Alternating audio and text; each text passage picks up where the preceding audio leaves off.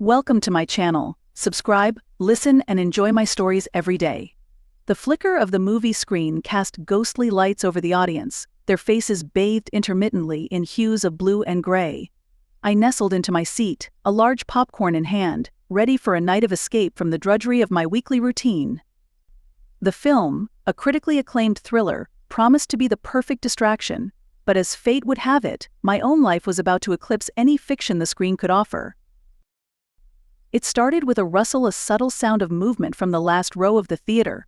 Ordinarily, I wouldn't have noticed, but the incessant giggling and shuffling drew my attention away from the cinematic world into one decidedly more real and immediately disturbing. Curiosity piqued. I glanced back, squinting to make out the figures cloaked in darkness. At first, I saw nothing more than two silhouettes, their forms leaning into each other, obscured partly by the shadows. They seemed oblivious to the world, their whispers lost amidst the film's dramatic score. I thought nothing of it initially, just a couple too absorbed in each other rather than the plot unfolding on screen. But as I stared, trying to focus on the movie, the woman tilted her head back, and the light caught her face. It was Lizy. My Lizy. My jaw almost dropped, popcorn nearly spilling from my grasp. No, it couldn't be. But as she laughed, throwing her head back in that familiar way, my heart sank. It was unmistakably her, my wife. Beside her, a man whose face I couldn't see, his hand resting a bit too comfortably on her knee. What perverts!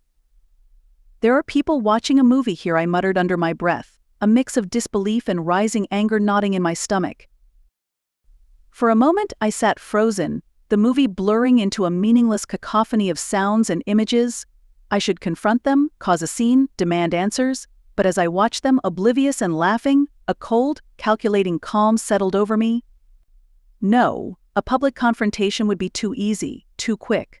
Lizy deserved more than a moment of embarrassment. I needed a plan, a terrible, perfect plan. Slipping out of my seat, I moved quietly up the aisle and out of the auditorium. My mind raced as I paced the dimly lit corridor, each step echoing my escalating pulse. I pulled out my phone, considering capturing a photo, evidence of her betrayal, but decided against it. No, I needed something more devastating, something that would shake her to her core.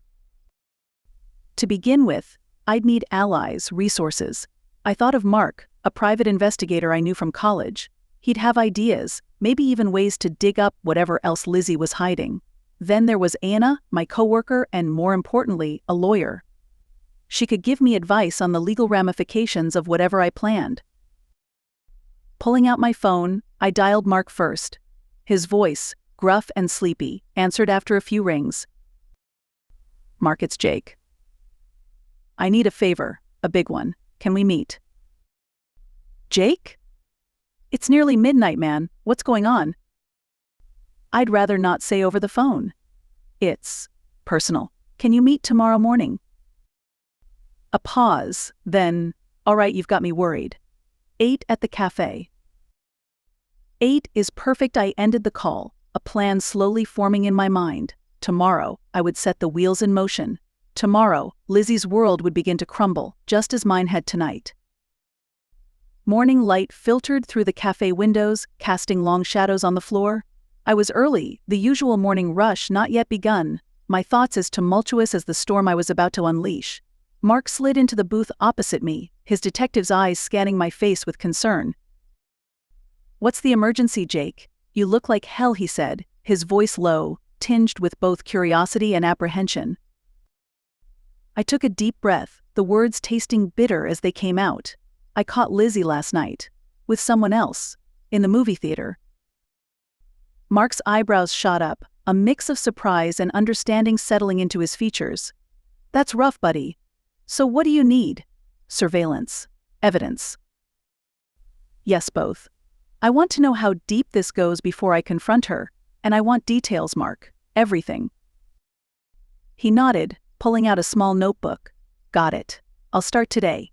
Any particular places or people you want me to start with?" I thought for a moment. "Her office, maybe, and check her phone records if you can. I need to know who this guy is." Mark scribbled in his notebook, his professionalism masking the concern in his eyes. "You got it. Anything else?" Just be thorough. I need to know everything. As Mark left, Anna walked in. Her presence was always reassuring, and today I needed all the reassurance I could get. After ordering her usual, she turned to me, her expression serious. "Jake, what's going on? You said it was urgent." I recounted the previous night's discovery, watching her lawyer's mind click into place as she listened. "This is delicate, Jake. If you're thinking of divorce, you need solid evidence. Also, think about what you really want out of this. Revenge can backfire." I nodded, understanding the caution in her words, but my resolve was firm. "I know, Anna. I need to do this. Not just for revenge, I need closure." Anna sighed, pulling out her tablet and starting to type. "Okay, I'll help you with the legal aspects. But Jake, be careful. Emotions are high, and you don't want to do something you'll regret." The rest of the morning passed in a blur of planning and legal advice. As I left the cafe, my phone buzzed. It was a text from an unknown number with just an address and a time. Tonight. The mystery deepened, pulling me further into a web of intrigue I was only beginning to understand.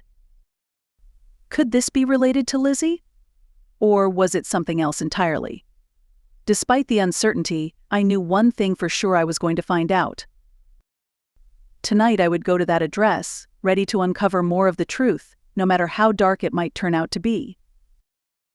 The sun had long set by the time I parked my car a block away from the address texted to me. The street was quiet, lined with old warehouses that loomed like silent sentinels in the night. A thin mist curled off the pavement, and my breath formed small clouds in the cool air. I checked my watch, the glowing hands reading just minutes to the appointed time. With every step towards the designated building, my heart pounded louder in my chest. The address led me to a nondescript warehouse, its large metal doors slightly ajar. I hesitated, the shadows inside seeming to beckon with a whispering promise of secrets waiting to be unearthed. Pulling my coat tighter, I slipped inside, my eyes taking a moment to adjust to the dim interior. Rows of shelves stacked with unmarked boxes stretched into the darkness. A faint light glowed from the back of the warehouse, and I moved towards it, my footsteps echoing softly. As I approached, voices drifted towards me, hushed, urgent. I crouched behind a stack of crates, peering towards the source of the light. Two figures stood in the makeshift office, their backs to me, poring over documents spread across a table. "I told you we need to be careful," hissed a familiar voice. It was Lizy, her tone anxious.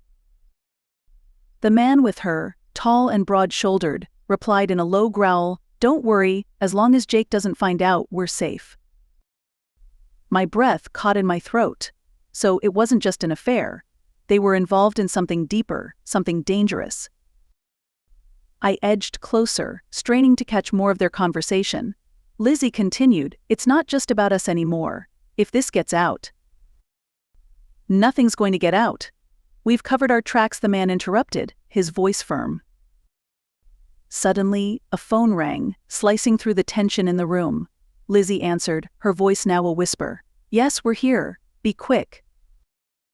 Minutes later, footsteps approached. I pressed back into the shadows as another figure entered the light, a man carrying a briefcase. He opened it, revealing stacks of what looked like documents and several digital drives. "We've got the rest of the files," the newcomer said. "This should be enough to convince the board." As they discussed their plans, a sense of betrayal twisted in my gut. Lizy wasn't just unfaithful, she was conspiring in some corporate espionage, risking more than just our marriage. I needed evidence, proof of her betrayal and her crimes. Silently, I withdrew my phone and started recording their conversation, making sure to capture their faces and the documents. After gathering enough footage, I slipped away as quietly as I had arrived, the weight of what I had just discovered heavy on my shoulders. Outside, the cold night air felt like a slap to my face, sobering me up from the adrenaline rush. Driving back home, I knew what I had to do next. With the evidence secured, it was time to confront Lizy, not just as a betrayed husband but as a witness to her crimes. Tomorrow, everything would come to a head. Tomorrow, I would end this charade. Morning light crept through the blinds as I sat at the kitchen table, my hands wrapped around a mug of coffee that had long since gone cold. The digital clock on the oven read just past 7, and with each passing minute, my resolve grew. Today I would confront Lizy with everything. I heard the front door open and close quietly. Lizy, no doubt trying to sneak in after a night she believed I knew nothing about. My grip tightened on the mug as I heard her footsteps pause when she saw the light in the kitchen. "Jake? You're up early," she said, her voice tinged with a nervous edge as she walked into the kitchen. "Couldn't sleep," I replied, my tone flat. I stood, facing her. "We need to talk." Lizy's eyes widened slightly, but she recovered quickly. "About what?" "Last night." About everything. I pulled out my phone, showing her the video I had taken in the warehouse. Her face drained of color as she watched. "How long have you known?" Her voice was barely a whisper. "Long enough." "Lizy, what's going on? Why are you involved in this?" I asked, my voice a mix of anger and pain. She sank into a chair, her posture deflated. "It's not what you think, Jake. Yes, I've been lying, but not for the reasons you believe." I frowned, my confusion growing. "Explain." "It started a few months ago," Lizy began, her eyes not meeting mine. "I discovered a scheme at work, money laundering, serious stuff. I tried to report it, but it turns out my boss is involved. They threatened me, Jake. They said if I told anyone, they'd hurt you." My heart pounded, the pieces not quite fitting together yet. "So, you decided to gather evidence against them?" "Yes, and I needed help, which is where Mark came in." "Mark?" I exclaimed, shocked. Lizy nodded. "I couldn't tell you. I needed someone outside of this mess, someone who wasn't directly connected to us. Mark's been helping me gather evidence so we can take it to the FBI. That man last night, he was an undercover agent." Suddenly, the front door burst open and several FBI agents stormed in, badges in the air. A tall man who looked familiar, the one from the warehouse, stepped forward. "Jake Thompson?" he asked. I nodded, still in shock. "We received your evidence early this morning from Mark. It's given us the last piece we needed for our operation. We're here to protect you and your wife." As the agents began explaining their plan, Lizy reached for my hand, her eyes filled with tears. "I'm so sorry, Jake. I should have told you, but I couldn't risk your safety. Can you ever forgive me?" I was stunned, my emotions a whirlwind of relief, love, and lingering betrayal. But looking into her eyes, seeing her genuine fear and concern, I knew we could work through this. "Yes, Lizy, we'll get through this together." As the agents bustled around, preparing to bring down the corrupt organization, I held Lizy close, grateful that the truth was not as dark as I had feared, and that our future, though uncertain, was something we would face as a united front.